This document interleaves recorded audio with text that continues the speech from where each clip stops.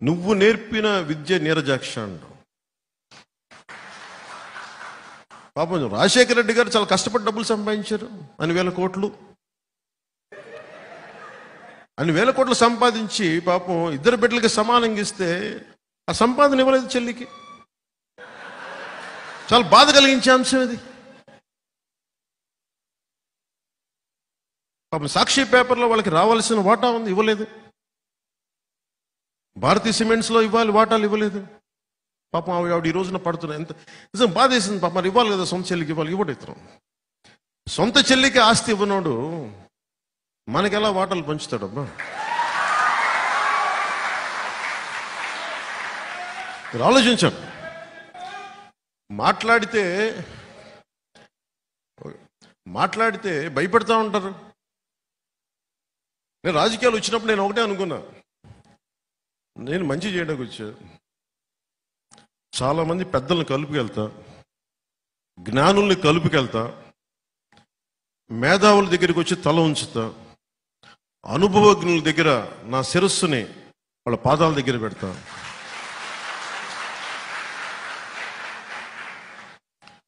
ఒక పార్టీని మోసేటప్పుడు పార్టీ కోసం ఎన్ని తిట్లేని తింటా. 2009లో అప్పుడు పార్టీ పెట్టిన ప్రసంగంలో ఒక సంఘటన జరిగింది. ఆ సంఘటనలో నా ప్రమేయం లేదు, ఎవరికో సీట్ ఇవ్వాలి కూడా ఇంకొకరికి ఇవ్వలేదు. ఆయన నిరాకరించారు. ఇంకా ఆయన కూర్చోబెట్టి టీవీలో నన్ను తిట్టడానికి సిద్ధంగా, నన్ను కాదు అందరినీ. అసలు నాకు సీట్ల దాంట్లో ప్రమేయం లేదు. ఒక్క కనకరాజుగా సూర్య గారి సీటు కోసమే తపన పడ్డా ఆ రోజున. సరే, నాకేం అప్పచెప్పారు, ఆయన ఇట్లా మాట్లాడి ఎందుకు చెప్తున్నానంటే పార్టీని ఎలా వెనకేసుకు రావాలనే ఒక ఈ ఉద్దేశం చెప్తున్నాను. ఆయన దగ్గరికి వెళ్తే నువ్వేం చెప్పారంటే, ఆయన నీకు తెలుసు కదా, నువ్వు వెళ్ళి ఆయన్ని సముదాయించి ఆయన టీవీలో తిట్టకుండా చూడండి. నేను వెళ్ళగానే ఆయన హైదరాబాద్లో ఒక అపార్ట్మెంట్ సముదాయం, అప్పుడు నాకు కొద్ది గొప్ప పేరు ఉంది హీరోగా. ఇంకెళ్ళగానే ఆయన తిట్టడం స్టార్ట్ చేశాడు. తిడతా ఉంటే నేను ఎన్ని తిట్లు తిన్నానంటే నా జీవితంలో తిట్లు ఎవరు తిట్టలు అన్ని బూతులు తిట్టాను. నేను ఇగో చూపించలా, నేను గట్టిగా మాట్లాడచ్చు, నా సంబంధం లేదండి అని అనలా. నా నాయకుడు నాకు ఒక పని చెప్పాడు, అది డ్యామేజ్ జరగకుండా చూడని నేను బాధ్యత తీసుకున్నాను. నేను ఎమ్మెల్యే కాదు, ఎంపీ కాదు, కంటెస్ట్ ఏమీ కాదు.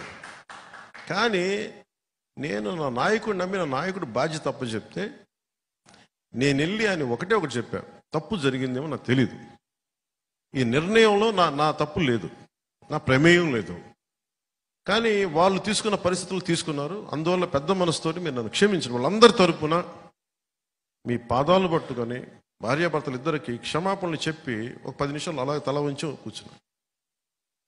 ఇది ఎందుకు చెప్తానంటే, నేను నాకు బాధ్యతని ఒక సమస్యని పరిష్కరించడానికి తగ్గించడానికి నా శిరస్సు తీసుకెళ్ళి పాదాల దగ్గర పెట్టేస్తాను. ఇది నేను ఇంత నమ్ముతాను, నేను ఎంత త్రికరణ శుద్ధిగా పని చేస్తాను. నేను 2014 నుంచి నేను మోడీ గారితో పక్కనే ఉన్నాను. దక్షిణ భారతం నుంచి ఒక్కళ్ళు రాలేదు బయటికి. చాలాసార్లు ఢిల్లీలో కూడా అనేక సందర్భాలు చెప్పాను, నాకు బీజేపీలో ఒక్కళ్ళే తెలుసు, నాకు మోదీ గారు తెలుసు, ఇంకెవరు తెలియదు. మొదట్లో నాకు మొట్టమొదటిగా తెలిసిన నాయకులు బీజేపీలో మోదీ గారు తప్ప నాకు మిగతా వాళ్ళు ఎవరు తెలియదు నాకు. అప్పుడు చెప్పాను, నేను ఏ రోజు కూడా ప్రధానమంత్రి గారు కాకముందు వచ్చినవాడిని.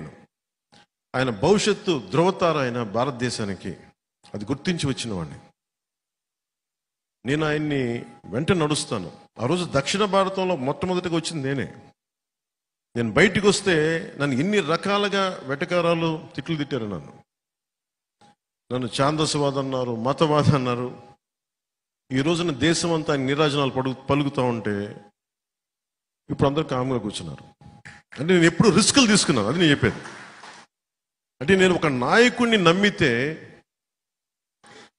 నేను చాలా చిత్తశుద్ధిగా నమ్మేస్తాను. సో అందుకని పార్టీని నడపడం అంటే శాసించడం కాదు, కలుపుకొని తీసుకెళ్ళడం, అందరినీ తగ్గడం.